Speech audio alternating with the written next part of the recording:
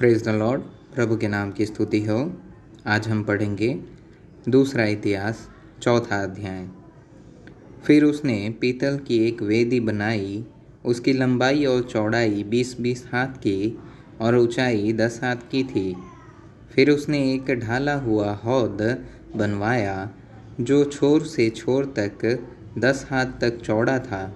उसका आकार गोल था और उसकी ऊंचाई 5 हाथ की थी और उसके चारों ओर का घेर 30 हाथ के नाप का था और उसके तले उसके चारों ओर एक एक हाथ में 10-10 बैलों की प्रतिमाएं बनी थी जो हौद को घेरे थी। जब वह ढाला गया तब ये बैल भी 2 पाँति करके ढाले गए और वह 12 बने हुए बैलों पर धरा गया, जिनमें से 3 उत्तर, 3 पश्चिम, 3 दक्षिण और 3 पूर्व की ओर मुँह किए हुए थे। और इनके ऊपर हौद धरा था और उन सबों के पिछले अंग भीतरी भाग में पड़ते थे। और हौद की मोटाई 14 भर की थी और उसका मोहड़ा कटोरे के मोहड़े की नाई शोषण के फूलों के काम से बना था और उसमें 3000 बत्त भरकर समाता था। फिर उसने ढोने के लिए 10 हौदी बनवाकर 5 दाहिनी और 5 बाईं ओर रख दी। उनमें होमबलि की वस्तुएं ढोई जाती थी, परंतु याजकों के धोने के लिए बड़ा हौद था। फिर उसने सोने की 10 दीवट विधि के अनुसार बनवाई और 5 दाहिनी और 5 बाईं ओर मंदिर में रखवा दी। फिर उसने 10 मेज बनवाकर 5 दाहिनी और 5 बाईं ओर मंदिर में रखवा दी। और उसने सोने के 100 कटोरे बनवाए। फिर उसने याजकों के आंगन और बड़े आंगन को बनवाया और इस आंगन में फाटक बनवाकर उनके किवाड़ों पर पीतल मढ़वाया।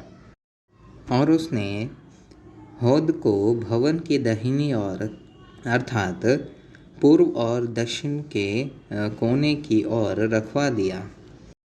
और हुराम ने हंडों, फावड़ियों और कटोरों को बनाया। और हुराम ने राजा सुलेमान के लिए परमेश्वर के भवन में जो काम करना था उसे निपटा दिया, अर्थात 2 खंबे और गोलों समेत वे कंगनियां जो खंभों के सिरों पर थी और खंभों के सिरों पर के गोलों को ढांपने के लिए जालियों की 2-2 पाँति और दोनों जालियों के लिए 400 अनार और जो गोले खंभों के सिरों पर थे उनको ढांपने वाली एक एक जाली के लिए अनारों की 2-2 पाँति बनाई। फिर उसने कुर्सियाँ और कुर्सियों पर की हौदियाँ और उनके नीचे के 12 बैल बनाए। फिर हुराम अब्बी ने हंडों, फावड़ियों, कांटों और इनके सब सामान जो यहोवा के भवन के लिए राजा सुलेमान की आज्ञा से झलकाए हुए पीतल के से बनवाए। राजा ने उसको यरदन की तराई में अर्थात सुकोत और सरेदा के बीच की चिकनी मिट्टी वाली भूमि में ढलवाया। सुलेमान ने ये सब पात्र बहुत बनवाए, यहाँ तक कि पीतल के तौल का हिसाब न था।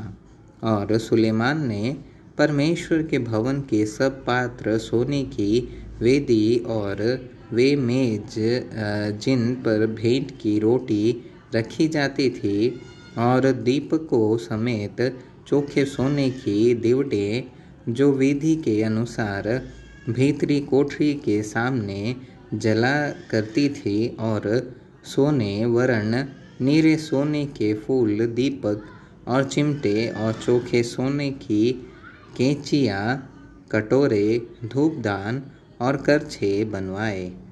फिर भवन के द्वार और परम पवित्र स्थान के भीतरी किवाड़ और भवन अर्थात मंदिर के किवाड़ सोने के बने।